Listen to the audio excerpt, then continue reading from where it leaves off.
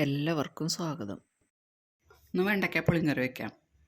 അതിന് വേണ്ടിയിട്ട് എടുത്തിട്ടുള്ള സാധനങ്ങൾ വെണ്ടക്കായ ഒരു 5-8 എടുത്തുണ്ട്. ഇത് ചെറുതാക്കി നുറുക്കിയിട്ടുണ്ട്. ഈ വലിപ്പത്തിലുള്ള കഷ്ണങ്ങളാക്കാം.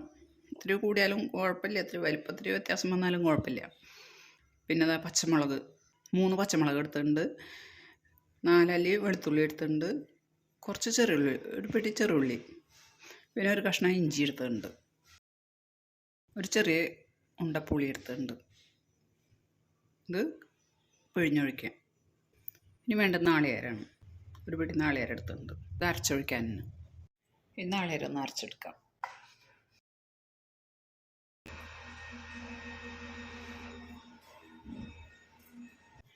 ഇത് ഞാൻ കുറച്ച് ജീരകം ഇടുന്നുണ്ട്. ജീരകം താല്പര്യമുള്ളവർക്ക് ഇട്ടാൽ മതി, അല്ലാത്തവർക്ക് ഇടണ്ട.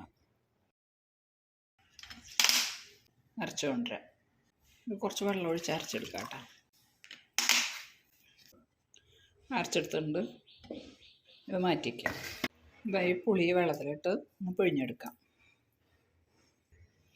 കുറച്ച് നേരം ഇത് വെള്ളത്തിലിട്ടേക്കാം, എന്നിട്ട് പിഴിഞ്ഞെടുക്കാം.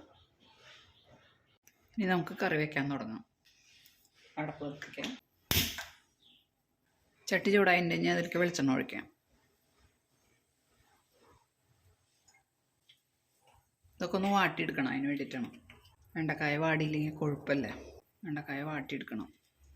ഇതൊക്കെ അതിലേക്ക് ഇടാം.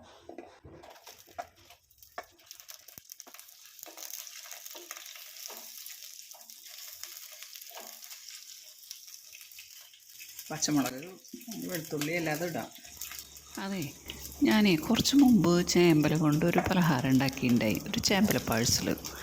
അത് നല്ല ടേസ്റ്റുള്ളൊരു പലഹാരമാണ്, എല്ലാവർക്കും ഇഷ്ടമാവും. അത് കാണാത്തവരൊന്ന് കണ്ടു നോക്കണം കേട്ടോ. അതിൻ്റെ ലിങ്ക് താഴെ ഇടാം. ഇതിലേക്ക് 2 തണ്ട് കറിവേപ്പിലയും കൂടി ഇടുന്നുണ്ട്.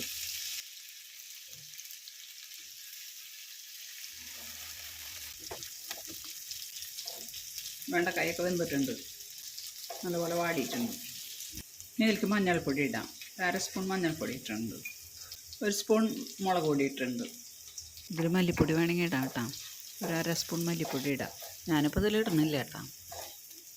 ഈ മുളകും കുത്തൊക്കെ ഒന്ന് മാറ്റാം. കുറച്ച് നേരം ഒന്ന് ഇളക്കാം. ഇനി അതിലേക്ക് ഈ പുളി പിഴിഞ്ഞത് ഒഴിക്കാം.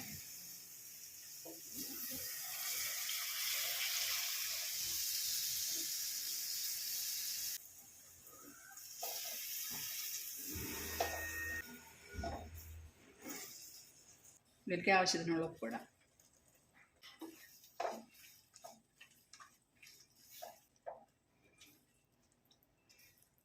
ഒന്ന് തിളക്കട്ടെ. തീയൊന്ന് കുറച്ച് വെച്ചിട്ടേ കുറച്ച് നേരം ഒന്ന് തിളയ്ക്കണം. തിളച്ച് ആ പുളിക്കുത്തൊക്കെ ഒന്ന് പോകണം. അപ്പോൾ കുറച്ച് നേരം ഒന്ന് തിളക്കട്ടെ. ഇനി ഇതിലേക്ക് നാളികേരം അരച്ചത് ഒഴിക്കാം. മിക്സിയുടെ ജാറിൽ കുറച്ച് വെള്ളം ഒഴിച്ച് കഴുകി ഒഴിക്കാം.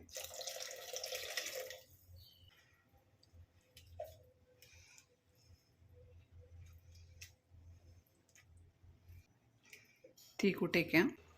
നല്ലപോലെ തിളച്ചിട്ടുണ്ട്. അധികം തിളപ്പിക്കണ്ട.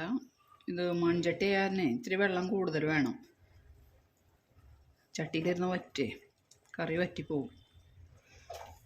അപ്പോൾ ഇത്തിരി വെള്ളത്തോടുകൂടി എടുക്കണം, നല്ലതാണ്. ഇത് ഓഫ് ചെയ്യാം. ഈ അടുപ്പത്തുനിന്ന് ഇറക്കി വയ്ക്കാം.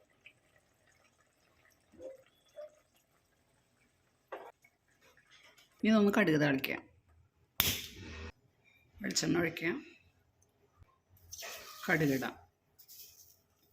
കടുക് ഞാൻ 1.5 സ്പൂൺ ഇടുന്നുണ്ട്.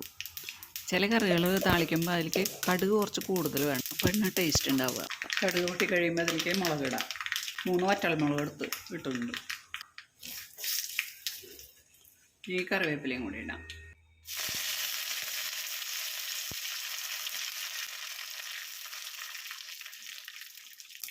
ഓഫ് ചെയ്യാം.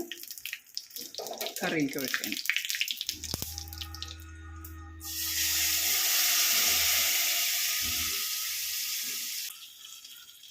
കറി റെഡി ആയിട്ടുണ്ട്. ഇത് ചോറിന് ചപ്പാത്തിയൊക്കെ കൂട്ടാൻ പറ്റിയൊരു കറീനെ കേട്ടോ. ഇതുപോലെ ഉണ്ടാക്കാത്തവരൊന്നും ഉണ്ടാക്കി നോക്കിക്കോട്ടെ.